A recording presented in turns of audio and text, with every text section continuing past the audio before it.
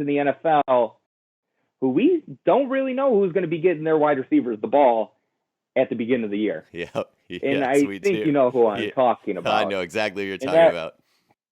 that would be the Chicago Bears. Matt Nagy comes out and says Andy Dalton will get the first team reps. So we're just what to make of this. I mean, Dalton, he's your guy. I mean, he's your guy. I've talked to Bears fans, and some of them say Andy Dalton. Some of them are very excited about Justin Fields. Like I said, I think Justin Fields, they might have found their guy. But as John Madden famously says, when you got two quarterbacks, you got one. No, just kidding. When you got two quarterbacks, you got none, is what they say. That is what So, he says. Yes. so we'll see. Now, have I think the era of football has moved a little bit from the John Madden era? I do, but I still think when you have two quarterbacks, you have none. Because the problem with that is now you really have to be able to analyze which of these quarterbacks is going to help your team.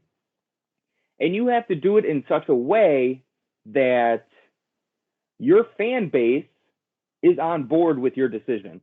And I think that's something that the Chicago Bears get wrong so many times. Just Is infinite amount of times. They do their decision, and then the fans react, but it's not like, hey, we're laying this out so you understand. Like maybe when you get a first round quarterback, you don't put them all over your Instagram page. Yeah, that might be Like all something over your Instagram page. that might be a Like good idea. that's just because to me that sets the expectation. Now I understand if it's a few, like you come in, he gets his draft picture, a couple of pictures of him at the facility, stuff like that. But you can't turn your whole page because like now Andy Dalton, I mean, obviously he has people on his team, like within his team that they're going to let him know that. And I think Andy Dalton knew what he was getting into when he was coming to the Bears. So, I mean, he's probably not extremely shocked. He knows he's in for a battle. And I think Andy Dalton will bring his best, and that'll be exciting to see. But I'm going to be honest, Nick, I just don't see Andy Dalton starting past week 3.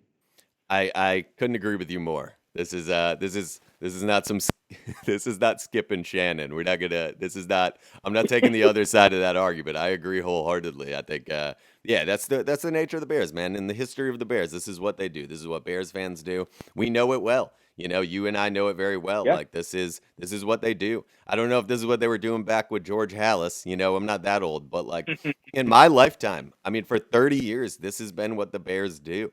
They just have an absolute dumpster fire at quarterback, and the fans are very quick to want a new quarterback when things go poorly. And I agree with you. I think Andy Dalton comes out this year.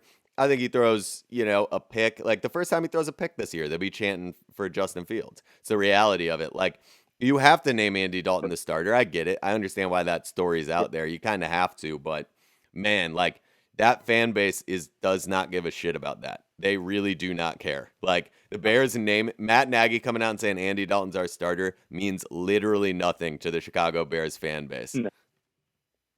It's not like they trust him, and they shouldn't. They shouldn't trust Matt Nagy, but they definitely do not, and that means nothing to them. They want Justin Fields. That's the reality of it. There's no real other way around it. Yeah, and I think, Justin Fields gives you the most upside between the two.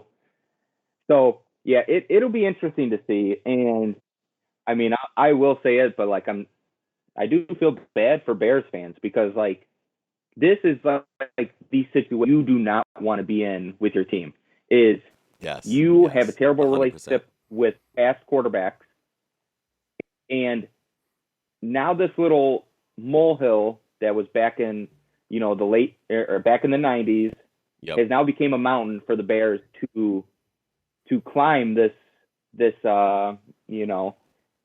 big task to get a quarterback who is their franchise quarterback that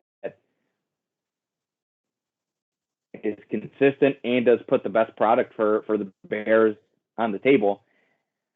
It'll be interesting to see. Maybe this is the Bears' year, to come and win some games, maybe get over 500. They might have their, guy who does, solidify their team at that quarterback position. But it's really going to come down to the front office and the coaching staff. And historically, that's probably been your organization's weakest aspect. And if I was a Bears fan, you've seen some progress this year in terms of what the coaching staff has done and some of the front office organization. But I would definitely be emailing the Bears organization with your frustrations, much like you would a senator or, a councilman or woman. Definitely make your voices heard. Say, hey, we want good football back in Chicago. Let them know. Because I'll be honest with you, I'm not a Bears fan, but good football back in Chicago is good for the NFL. 100%. This is the third biggest market team. Yep. It's time we get it figured out, Bears. If not for your team's sake, but for the NFL's sake. It just needs to be done. We need powerhouses. We need big city powerhouses. And, Chicago, you got a lot of stuff that attracts people. I don't know how you can't get some of these higher, free agent stuff like that, but definitely got to make a push.